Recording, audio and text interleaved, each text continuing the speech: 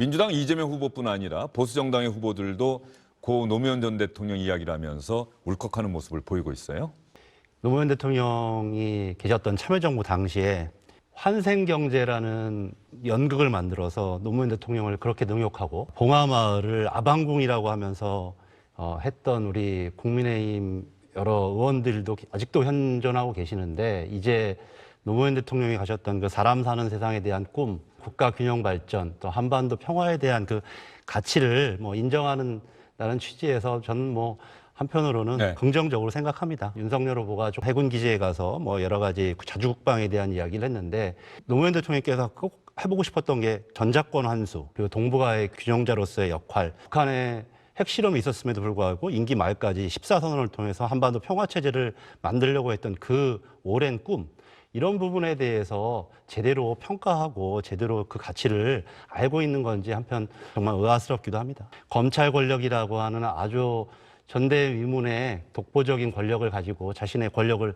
사유하는데 모든 것을 바치고 그것이 지금의 현재 대통령 후보까지로 만드는데 저는 결정적인 역할을 했다고 생각합니다. 정말 윤석열 후보가 그런 가치를 아셨다면 정치를 하지 말거나 오랫동안 좀 더 성찰을 했어야 된다고 생각을 하고, 선거철이면은 각 당에서 좋은 여러 가지 콘텐츠들을 지지자들께서 만드시고, 그런 부분들이 또 인기가 있으면 좀 공식 사이트로도 회자가 되기도 하고 의원들이 공유도 하고 하는데, 그런 과정에서 좀 벌어졌던 일이라고 생각을 하고요.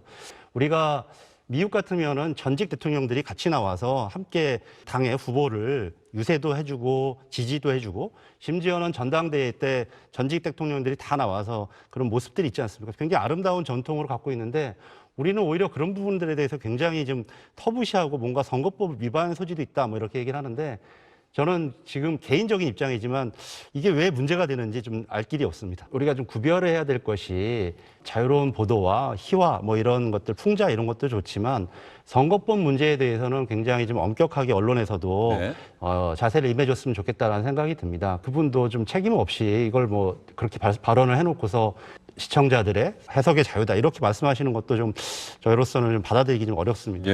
압박이라고 하는 표현에 대해서는 적절치 않은 것 같고요. 지금 선거법 문제에 대한 이의 제기고, 권혁기 공보부단장이라는 분이 의원도 신분도 아니시고 단장도 아니고 부단장이 그런 문제 제기를 한 것이 무슨 엇박이 되겠습니까?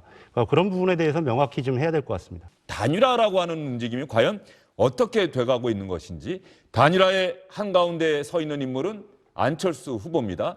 저는 제일 중요한 것은 결국 신뢰 문제라고 생각을 합니다. 그런데 얼마나 신뢰가 있는 것인지, 그리고 이준석 대표가 여러 차례 단일화 문제에 대해서 얘기하고 안철수 후보에 대해서 얘기하고 있는데, 그 바탕에는 굉장한 불신이 저는 깔려 있다고 생각을 해요. 가장 그 단일화 문제의 변수는 이준석 대표가 아닐까. 단순히 단일화 문제가 아니라 정당 간의 합당 문제도 같이 깨어 있는데, 거기는 당대표의 역할도 굉장히 중요하단 말이죠. 그런 부분에서 이준석 대표가 어떤 입장을 취하느냐, 이 문제가 굉장히 큰, 단일화도 변수이고 그 안에서의 변수다 이렇게 생각을 합니다. 더 적극적으로 안철수 후보뿐만 아니라 심상정, 그다음에 김동연 후보를 여러 가지 대전환의 시기를 맞아서 함께 좀 뜻을 모으고 지혜를 모아야 할 필요성도 있지 않냐 이렇게 말씀하시는 분이 솔직히 좀 있었습니다. 그래서 그런 부분들을 아마 우상호 본부장도 공식적으로 좀 얘기하기는 그렇지만 한편으로 열려 있다 이런 표현을 하시는 것 같고요. 단일화라는 문제는 상대방이 있고 굉장히 어려운 그간의 과정들이 있다는 것을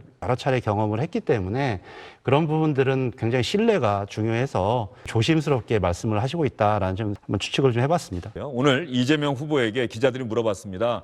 김종인 전 비대위원장을 영입해서 함께 하는 겁니까? 라는 취지로 질문을 했는데, 처음 갑자기 찾아뵌 것도 아니고 그동안 여러 차례 전화통화도 드리고 여러 가지 조언도 듣고 하는 사이였고, 김종인 비대위원장 입장에서도 그랬을 겁니다. 이분이 갑자기 뭔가 태도를 돌변하거나 그런 것은 아니라고 생각이 드는데, 김건희 씨 같은 경우는 먹을 게 있어서 김종인 위원장 왔다 이런 데에 비해서 적어도 이재명 후보 같은 경우는 심지어 상대당의 비대위원장을 맡았음에도 불구하고 연락을 드리고 해왔던 여러 가지 상황들, 그 안에 어떤 깊은 정, 이런 부분들이 굉장히 좀 중요한 요소가 아니겠냐라는 생각이 듭니다.